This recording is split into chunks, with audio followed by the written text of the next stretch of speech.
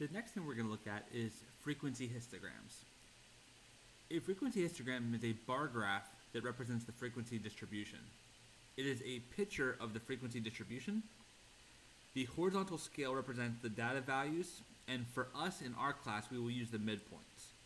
So whenever we go to draw our histogram, for example, we know that we have 5 classes. For us, we will use the class midpoints. There may be 1 or 2 questions in my stat lab where they have you do this, and as an alternative to using the midpoint, I believe they might even use things like the class boundaries. We are not going to get into class boundaries in our class. Typically where class boundaries would come into play is if you had data sets that could have fractional values. Like, for example, let's kind of go back to the previous problem. If we had a number like 78.3, that's kind of like one of those in-between values where it doesn't fall in either the first class or the second class. So what typically we would do is we would go down 0.5 and up 0.5 to form what's called the class boundaries. Class boundaries. It'd be 66.5 to 78.5, and any value that's in that range with decimals would fall into this first class. If you had something that's like between 78.5 or higher, up to 90.5, that would be the second class. I believe one of the histograms in the MyStatLab assignments might show that, but just be aware that they're using class boundaries instead of the midpoints. For us, we're going to simplify it just so it doesn't clutter up the horizontal scale. We will, on the examples and also on the exam, use the class midpoint. So I plot them on the horizontal axis, 72.5, 84.5, 96.5, all the way up to the last midpoint of 120.5. And then if you're doing a frequency histogram, you're just going to use measurements in terms of the frequency. Here our frequencies were from 3 to a maximum of 9. So it's pretty easy just to count by ones on the scale. It's pretty easy. If you had a lot more varied frequencies, you might want to scale it by 5s or 10s, or wherever you deem appropriate for your data set. There's no right or wrong answer for this. The height of each bar will be corresponding to its frequency. And the thing that's really important when you do a histogram is that, first of all, the bars should be centered. The midpoint or the center of that bar should be over top of the midpoint. And furthermore, in a histogram, there is no spaces between the bars. All of the bars kind of run together. Wherever one bar ends is immediately where the next bar will begin. Okay. So this is a frequency histogram. It's a pretty straightforward and easy graph to do by hand. We also on occasion will talk about a relative frequency histogram. The only thing that changes when you do a relative frequency histogram is the units on the vertical scale. Instead of using values for the frequency, we would come up instead and use values for the relative frequency. Here, to go from let's say 0.10 up to 0.30, you might want to count by 500. So count by maybe 0.05 for each marker. And again, it would work the same way where then each bar's height would be representative of its relative frequency scale on the vertical axis. So just to kind of recap, we just did one of these earlier, but these are the steps for constructing a frequency distribution. The first thing you would want to do as a researcher is choose the number of classes. For us, this will always be given to you up front. There's going to be no guessing. We will always say use 5 or 6 or whatever. But as a practitioner of statistics, generally speaking, there's kind of like a Goldilocks zone where you don't want to have too few classes. You don't want to have too many classes. A lot of people stick with 5 to 6 to 7 maybe. It's kind of being ideal. The second thing, once you know how many classes you want to use, is to calculate the class width. The class width is found by doing the range, that's high minus low, and dividing it by the number of classes. Always keeping in mind that if this works out to be any fraction or decimal value, it always gets rounded up. So things like 11.6, 11.7, naturally they round to 12. But as to with things like 11.1, 11.2, those are also going to get bumped up and rounded to 12. So please keep that in mind when you're doing class width. From there, we will always start by using the minimum as the lower class limit of our first class. You can then add the class width to get the remaining lower class limits. You can do kind of a reverse lookup to find the first upper class limit, and then use the class width again, adding going down to get the remaining upper class limits. And then once your class limits are in play, then you can kind of go ahead and count them up. This is especially easy to do if you first entered your data set into the TI-83 or 84 and did a sort, so they're already kind of in order for us. Another thing we talked about was the midpoint. Remember, to find the midpoint of a class, it's just the lower limit plus the upper limit divided by 2. If you wanted to find the remaining class midpoints, you could just add 12, or add the class width to the first midpoint and keep adding to go down again. To find a relative frequency, it's just the frequency of each class divided by the total number of values in your data set. And then the cumulative frequency is the sum of the frequencies for a particular class plus all of the classes that come before it. Once you work your way past the first class, it can be found more quickly by using the frequency of a class plus the preceding class's cumulative frequency.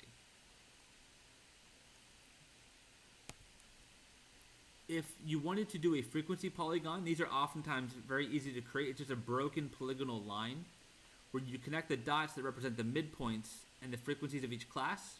If you already have your histogram, like we would have up here, to find the frequency polygon, all you would do is make a midpoint or a point at the top middle of each bar.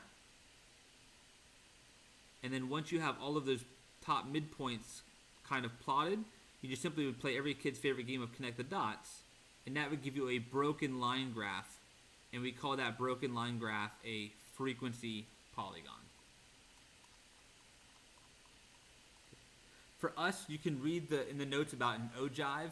We will not be focusing on ogives this semester. And then for relative frequency, it's just like the frequency histogram, but instead of having units of frequency, your vertical scale has units of relative frequency. Let's do one more example. They ask us to construct a frequency distribution for math grades using 6 classes.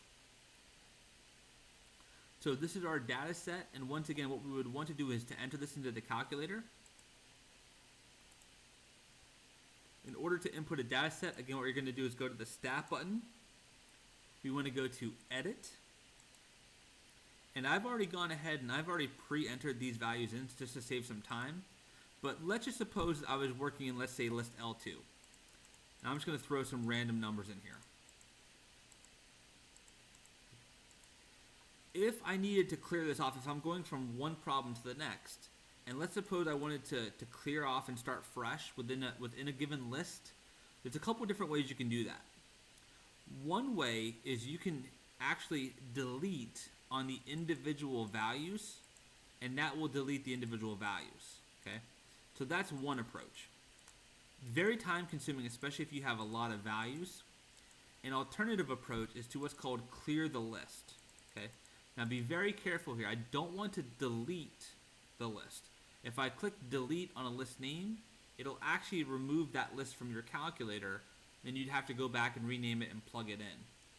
As an alternative, what you want to do, if you want to clear off a whole list, is you want to come down to the clear button, hit clear.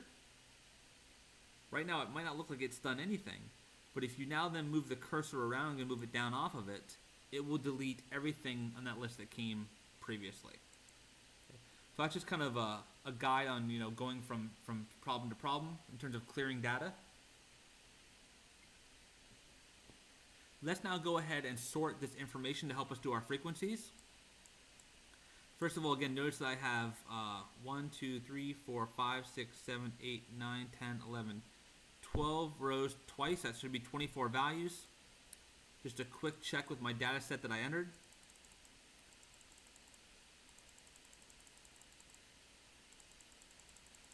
If I scroll down, we should have 24 in here altogether. So with the last one being 79, that looks great. To do your sort, you're going to hit Stat. We want to drop down to option 2, Sort Ascending. Hit Enter. And now I need to put my list L1 in there. I can either do second, 1. Or alternatively, what you could have done is gone to the second list menu by hitting second function stat and then selecting the name of your list that's on there, and then that will go ahead and sort it. To view the list, again, there's two different approaches, two different ways you can do it. You can go back into the edit menu and all 24 values will still be there, but they'll now be sorted.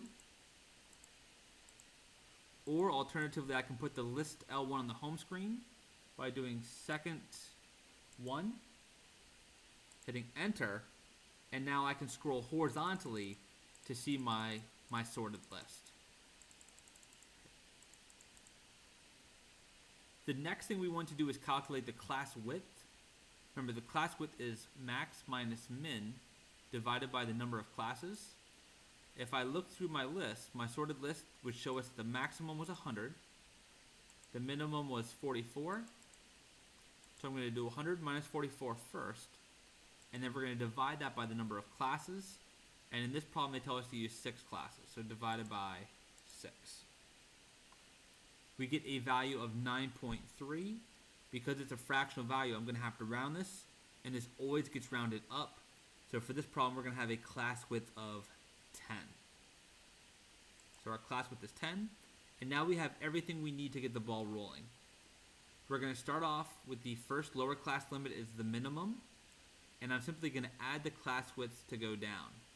So we have 44 plus 10 is 54, 64, 74, 84, and 94. To find the first upper class limit, we do a reverse lookup. The second class starts at 54, which means that the first class has to end before that, which is going to be at 53. And now that I have that first upper class limit, once again, you can add the class width of 10 to go down and find your remaining upper class limits. Let's go through and do a couple of these these classes together.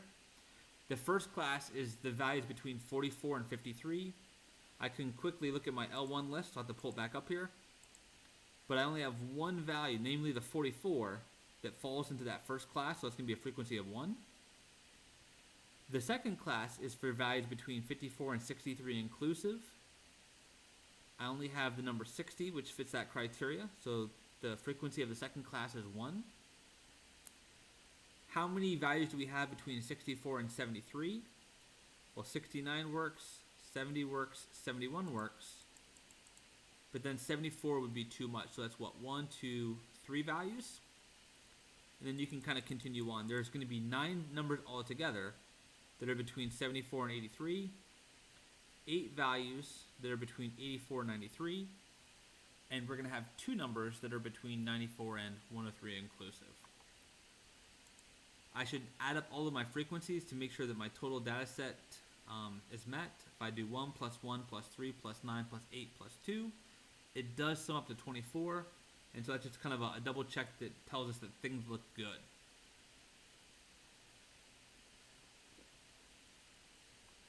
We're now going to calculate the midpoint of each class. For the midpoint, we do lower plus upper divided by 2. 44 plus 53 divided by 2 would give us 48.5. For the second class, we have 54 plus 63 divided by 2. That's 58.5. The next class is 64 plus 73 divided by 2. Or alternatively, again, once you get that first midpoint, you can just add the class width 10 to go down. 48.5 plus 10 is 58.5. Plus 10 is 68.5, 78.5, etc. For the relative frequency, it's the frequency of the class divided by the total number of values. That's going to be 1 divided by 24, gives us 0.04. 1 divided by 24 again gives us 0.04. For the third class, it's 3 divided by 24. That's 0.13, etc. Just keep going throughout the rest of them. And then the last thing we want is the cumulative frequency. For the first class, the cumulative frequency is the same as the frequency of that class. For the second class, I have 1 plus the previous one will give us 2. For the third class, I have 3 plus the previous one plus the previous one would give us 5. Or I can start by using that frequency and adding to it the previous cumulative frequency. 3 plus 2 gives us 5. For the next class, 9 plus 5 would give us 14. 8 plus 14 would give us 22. And then 2 plus 22 would give us 24. And a quick check on the cumulative. First cumulative matches the first frequency. The cumulative frequency of the last class should match the total, and that does check out. For this set, we'll actually do a relative frequency histogram. So I'm going to, again, go ahead and begin by plotting the class midpoints on the horizontal axis. That's the 48.5, 58.5, etc. And now I want to have the vertical scale be in terms of relative frequency units. For this data set, our relative frequencies range from a small of 0.04 up to about 0.38. So to kind of make it, a fairly decent scale, these aren't nice numbers that share a lot of common factors. Something simple like, let's count by like 0.05s. So 0.05, 0.10, 0.15, up to we would at least need to go to 0.40 to get the last one to fit in somewhere. That's that 0.38. And this is what the relative frequency histogram would look like.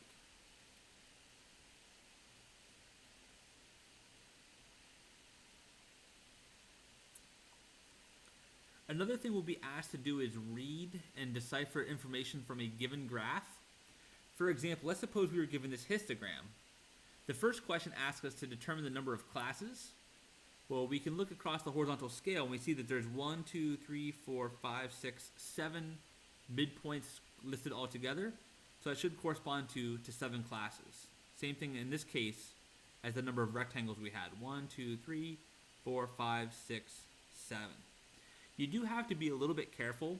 If there's a gap, remember there's supposed to be no gaps between histograms, but if there was a gap between bars, then what that would indicate is that there would be a class there, but the class would have a 0 frequency, and that would be included in a count for your number of classes, even if it doesn't have any elements in it.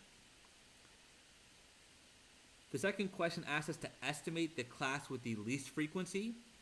Visually, that should be the shortest bar, which would be this one right here.